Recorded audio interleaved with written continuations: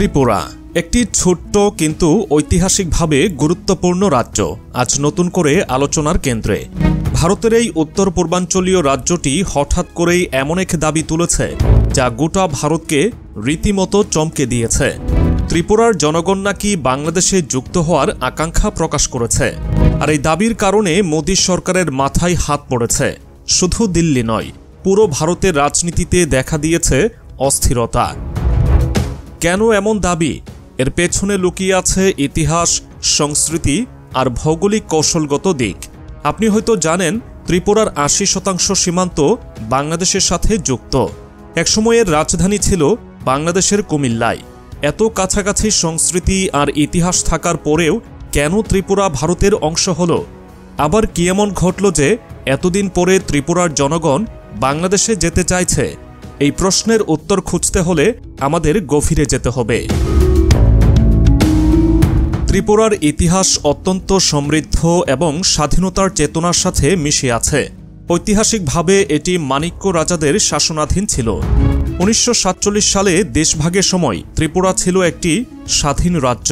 তখন দ্বিজাতি তত্ত্বের ভিত্তিতে ভারত এবং পাকিস্তানের জন্ম হয়েছিল। মুসলিম সংখ্যাগরিষ্ঠ অঞ্চলগুলো পাকিস্তানে অন্তর্ভুক্ত হয়েছিল, আর হিন্দু সংখ্যাগরিষ্ঠ অঞ্চলগুলো ভারতের অংশ হয়। কিন্তু ত্রিপুরা ছিল এক ভিন্ন বাস্তবতায়। এটি একটি হিন্দু প্রধান রাজ্য হলেও ভৌগোলিকভাবে ঘেরা ছিল পূর্ব পাকিস্তান, অর্থাৎ আজকের বাংলাদেশের দ্বারা। এই সময় ত্রিপুরার রাজা মারা গেলে রাজনৈতিক অনিশ্চয়তা সৃষ্টি হয়। ত্রিপুরার রানী কিরণময়ী দেবী ভারতের সাথে যুক্ত হওয়ার সিদ্ধান্ত নেন। তবে ঐতিহাসিকরা বলেন, সেই সময় যদি গণভোট হতো তবে ত্রিপুরা হয়তো বাংলাদেশের অংশ হতো, কারণ ভৌগোলিক অবস্থান, সংস্কৃতি এবং বাণিজ্যিক গুরুত্বের কারণে এটি পূর্ব পাকিস্তানের জন্য ছিল অত্যন্ত গুরুত্বপূর্ণ। আজকের দিনে এসে ত্রিপুরার জনগণের মধ্যে নতুন করে আলোড়ন সৃষ্টি হয়েছে। তারা মনে করছে ত্রিপুরার উন্নয়ন আর ভবিষ্যৎ বাংলাদেশের সাথে সংযুক্ত থাকার মধ্যেই নিহিত। ত্রিপুরা ছোট্ট একটি রাজ্য হলেও এর অর্থনৈতিক সংকট, সাংস্কৃতিক টানাপোড়েন এবং ভৌগোলিক প্রতিবন্ধকতা বহুদিন ধরেই এখানকার মানুষকে চিন্তায় রেখেছে। আর তাই কিছু গোষ্ঠী সরাসরি দাবি তুলেছে ত্রিপুরাকে বাংলাদেশে অন্তর্ভুক্ত করার। ত্রিপুরার জনগণের দাবির পেছনে কয়েকটি বড় কারণ রয়েছে। প্রথমত, বাংলাদেশের সাথে ত্রিপুরার সীমান্ত জুড়ে রয়েছে গভীর সামাজিক ও সাংস্কৃতিক সম্পর্ক। বাংলাদেশের মানুষ আর ত্রিপুরার মানুষ একই ভাষায় কথা বলে, একই সংস্কৃতি ভাগ করে। ১৯৪৭ সালের দেশভাগের আগেও ত্রিপুরা ও বাংলাদেশ ছিল একে অপরের সাথে গভীরভাবে জড়িত। আরেকটি কারণ হল অর্থনৈতিক দিক। চট্টগ্রাম বন্দর থেকে ত্রিপুরার দূরত্ব মাত্র ৭৫ কিলোমিটার।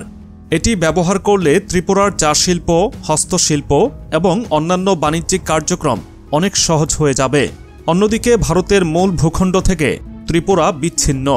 ত্রিপুরার মানুষ মনে করে বাংলাদেশের সাথে সংযুক্ত হলে তাদের জীবনে নতুন সম্ভাবনার দ্বার উন্মোচিত হবে। তবে এই দাবির ফলে ভারতের কেন্দ্রীয় সরকার চাপে পড়েছে। ত্রিপুরা ভারতের অন্যতম ছোট রাজ্য হলেও এটি কৌশলগতভাবে অত্যন্ত গুরুত্বপূর্ণ।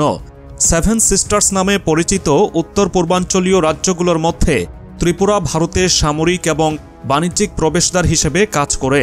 এই অবস্থায় ত্রিপুরার এমন দাবি ভারতের জন্য নতুন বিপদের কারণ হয়ে দাঁড়িয়েছে।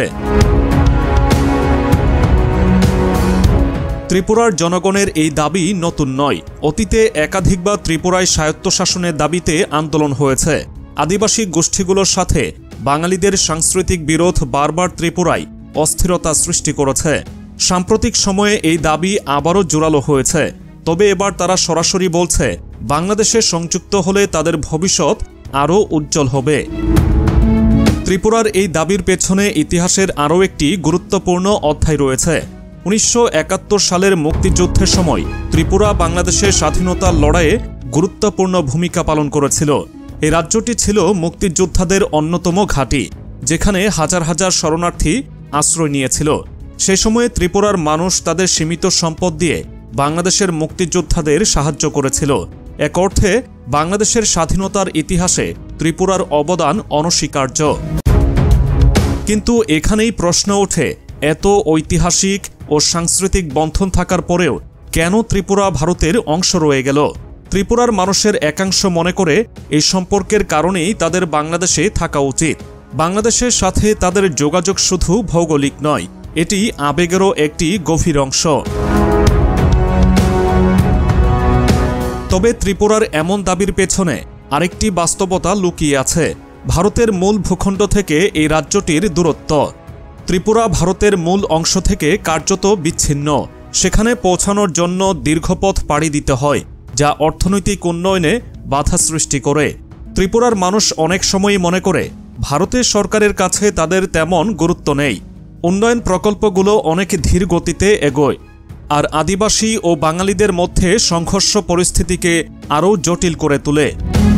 এই দাবির ফলে ভারতের কেন্দ্রীয় সরকার দোটানায় পড়েছে, কারণ ত্রিপুরার অবস্থান শুধুমাত্র ভৌগোলিক দিক থেকে গুরুত্বপূর্ণ নয়, এটি উত্তর পূর্ব ভারতের নিরাপত্তার জন্যও অত্যন্ত গুরুত্বপূর্ণ।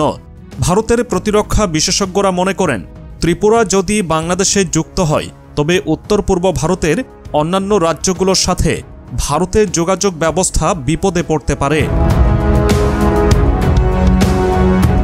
তবে বাংলাদেশ এই বিষয়ে কি ভাবছে? যদিও ত্রিপুরার পক্ষ থেকে এমন দাবি উঠেছে, তবে বাংলাদেশের সরকার বা জনগণের কাছ থেকে এখনও এ বিষয়ে আনুষ্ঠানিক কোনো প্রতিক্রিয়া পাওয়া যায়নি।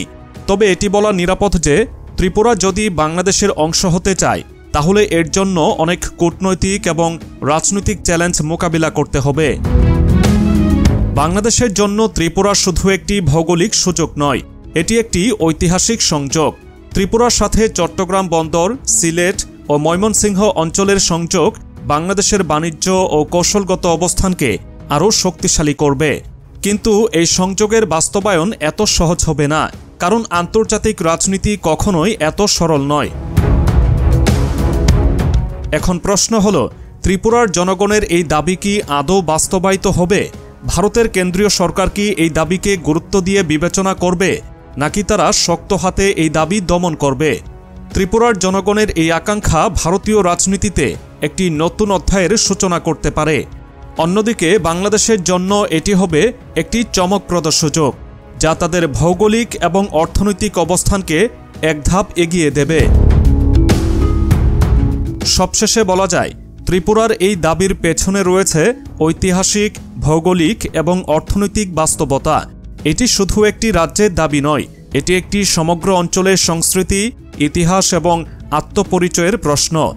আপনি কি মনে করেন, ত্রিপুরার দাবি যৌক্তিক? ভারত কি তাদের এই দাবিকে গুরুত্ব দেবে? আর বাংলাদেশ কি সত্যিই ত্রিপুরাকে গ্রহণ করতে প্রস্তুত? এখন সময় আপনাদের মতামত জানানোর। ত্রিপুরার এই দাবি কি শুধু একটি রাজনৈতিক কৌশল, নাকি এটি একটি বাস্তব পরিবর্তনের আভাস? আমাদের কমেন্ট সেকশনে জানাতে ভুলবেন না।